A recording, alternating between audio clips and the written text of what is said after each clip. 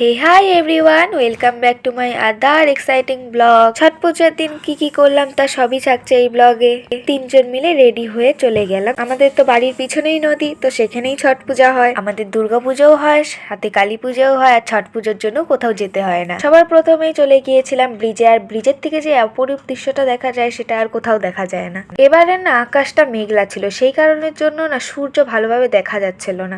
বিকেলের ব্লগ আর সকালের ব্লগ আমি একসাথে অ্যাটাচ করে দিয়েছি। সূর্যাস্ত হওয়ার পর আমরা বাড়ি চলে এসেছিলাম। মা, আমি, ভাই আর পিসি মিলে বেরিয়ে পড়েছিলাম ঘুরতে। যাচ্ছিলাম পিউদের বাড়ি, সবাই গল্প করতে করতে চলে গিয়েছিলাম।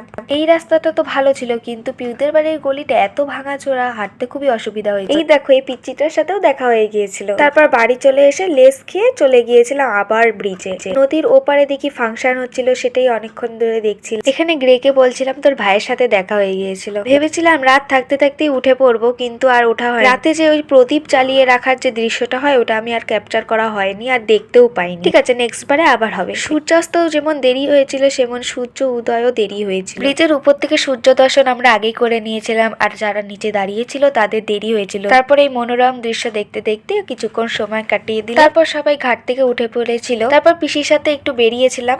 আজকের ব্লগটি এতটুকুই রাখছি, দেখা হচ্ছে নেক্সট ব্লগে। বাই।